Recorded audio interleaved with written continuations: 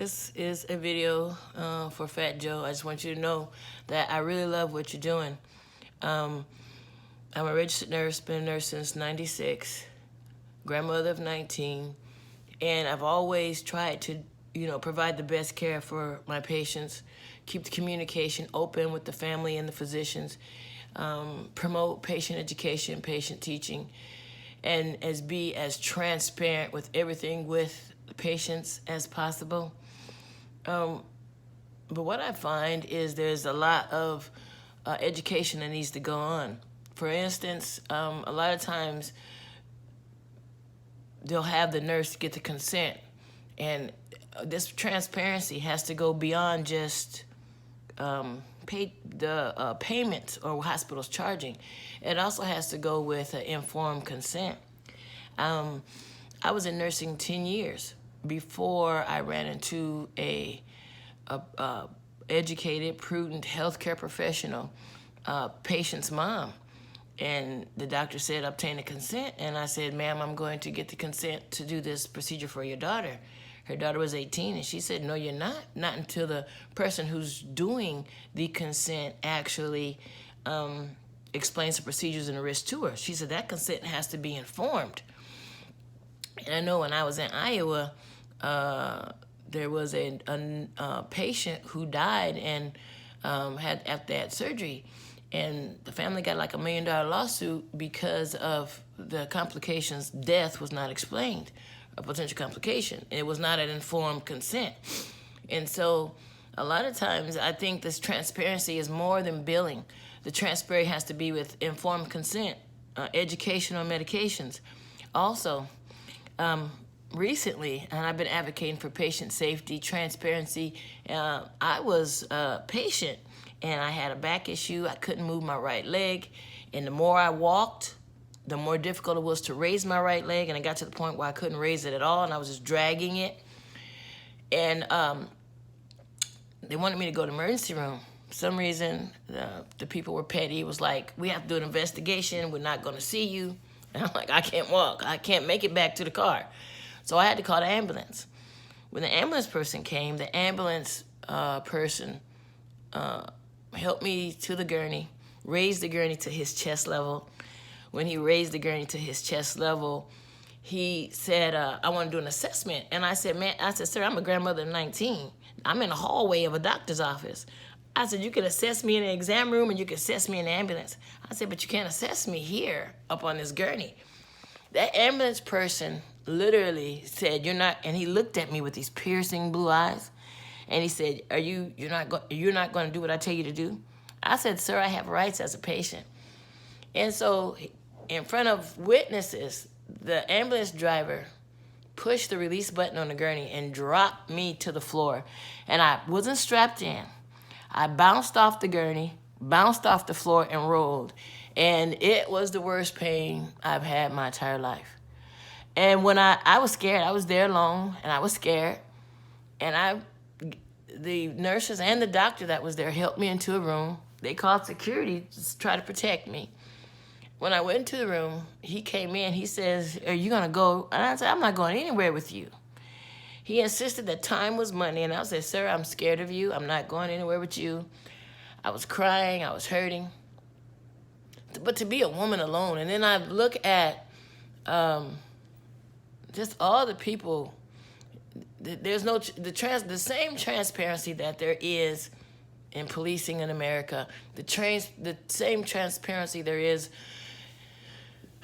needs to be that in healthcare too.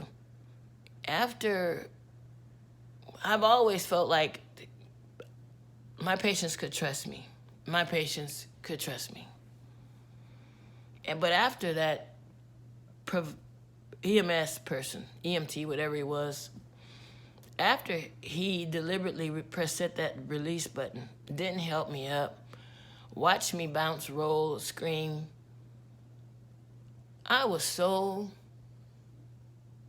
ecstatically happy to see you hopefully starting something that's going to spread across America. Because I don't think patients should be choked to death. Patients should be given medications.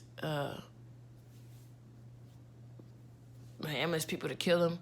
Patients shouldn't be intentionally hurt.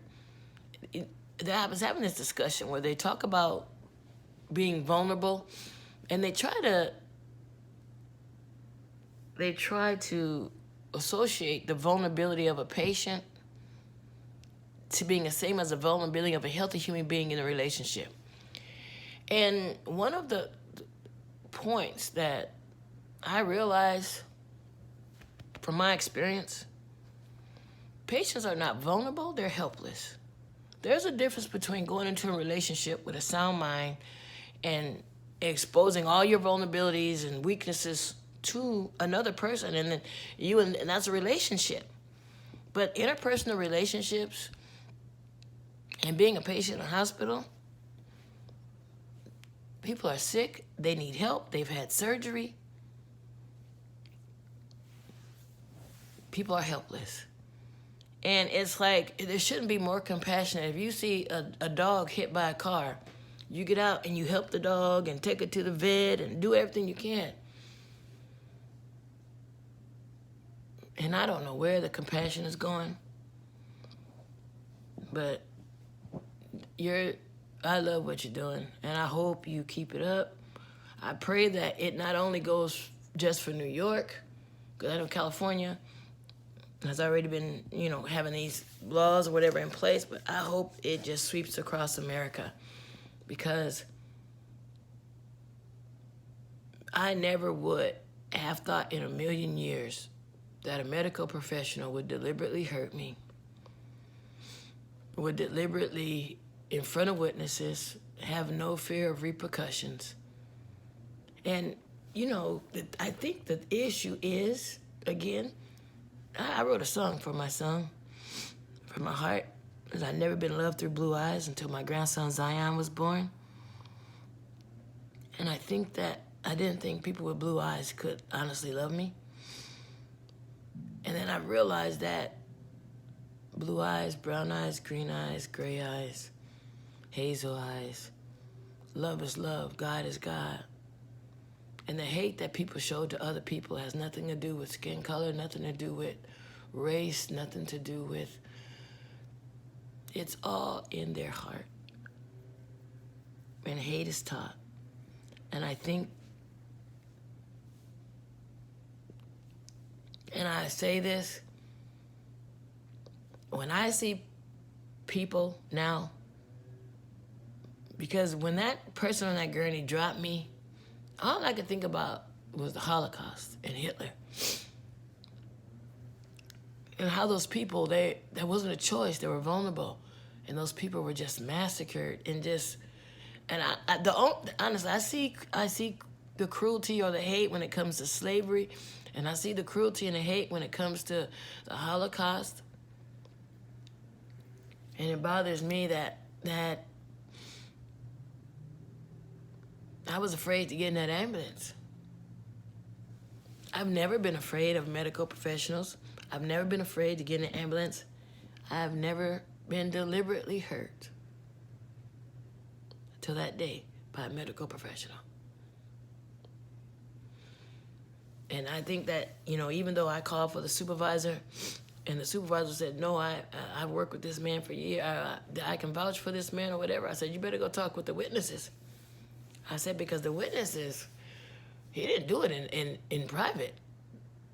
And his supervisor came back in, he said, I'll go with you to the hospital. I don't know what happened to the man. The ambulance service refused to even call me back, but Fat Joe, keep doing what you're doing. Because, again, that transparency, and I think there needs to be accountability, and there needs to be more just these organizations that are in place to protect the patients. Patients, that is not a vulnerability being a patient. It's far, far, far more than that. Because you are in your life, your safety, your water, your food. It's like a baby is not vulnerable, a baby is helpless. in the hospital, you can't go get your own water, your own medications, your own food. You're not vulnerable. You're literally you're dependent on other people for everything. That transparency is so needed. That accountability is so needed. And I have to quote Dr. Candace Matthews. I think she said, accountability breeds responsibility. Accountability breeds responsibility. And if you hold medical professionals accountable, you'll make them more responsible. And I think that will, again, you'll get the best continuity and quality of care for all patients without the heinous, evil acts. Because that was torture to me. I was afraid to get in the back of an ambulance. My opinion. Thank you. And I really do. Keep advocating. Get all your friends involved, Diddy, whoever else. Get everybody involved. It needs to be transparency and accountability in healthcare across America.